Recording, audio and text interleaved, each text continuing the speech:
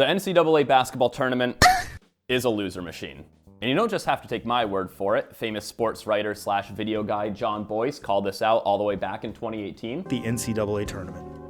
Welcome to the loser machine. That's a great video. It's a really succinct 8 minutes breaking down how horribly unfair the tournament is and how it's also actually a really good analogy for capitalism.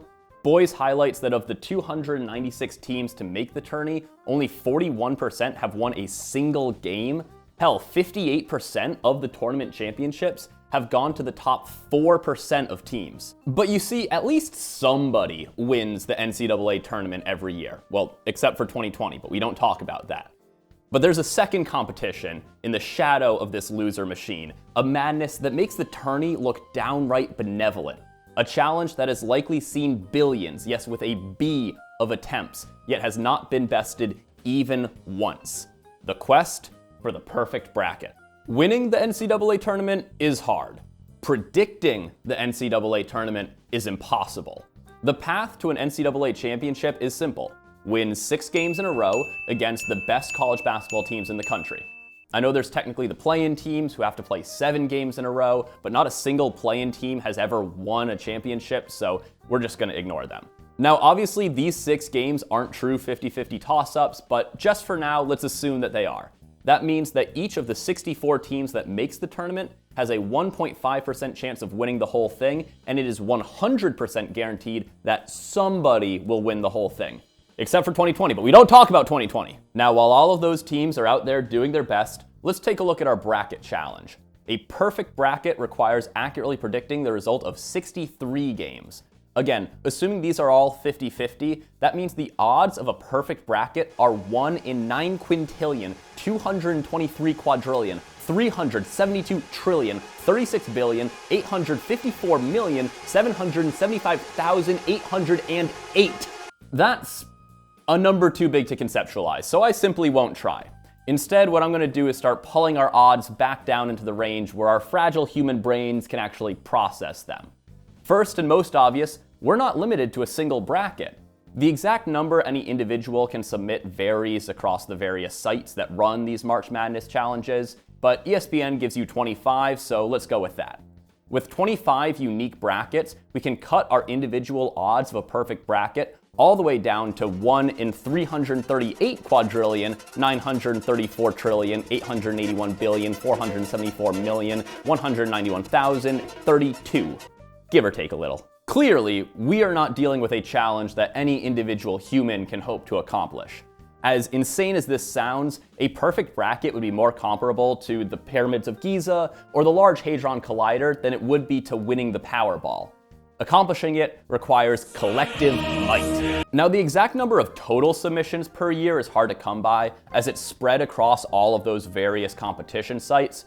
However, most estimates put the number somewhere between 200 and 100 million submissions per year, and if we take the high-end estimate, then that cuts our collective odds all the way down to 1 in 92 billion. I'm cheating here by assuming that all of those 100 million brackets are unique, but we'll get to that later. Now, it's time to break out our secret weapon, ball knowledge.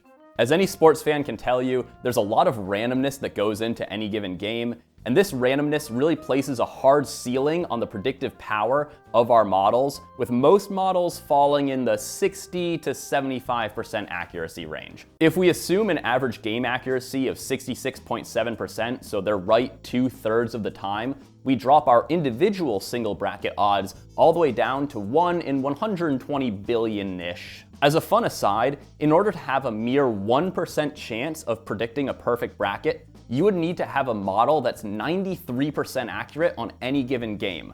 If you had a model that accurate, you probably wouldn't be using it to predict March Madness brackets, you'd be using it to win as much money as possible from sports betting sites before they banned you for winning too much. Back to collectivism now. If we apply our collective 100 million brackets and make the incredibly inaccurate assumption that all of these 100 million brackets are using independent models with that same level of accuracy, we now have a 0.08% chance at seeing a perfect bracket in any given tournament.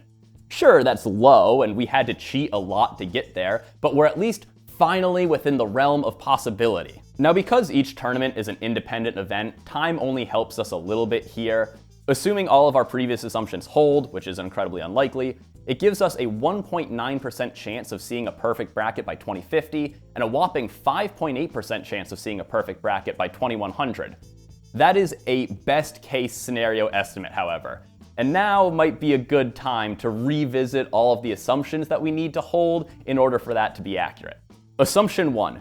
Roughly 100 million unique brackets are submitted every year from here until whatever year you want to forecast out to, be that next year, 2050, or 2100.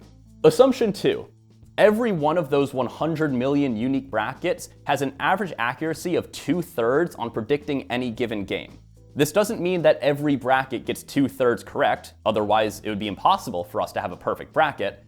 This just means that they all have some level of independent information that means they're not randomly guessing a winner. And assumption 3, no modifications are made to the tournament between now and whatever year you're forecasting out to. If all of these assumptions hold, then congratulations. By 2100, you will have a nat 20's chance of seeing a perfect bracket. Okay, so why did I do all of this math? What's the point of this video? I don't know.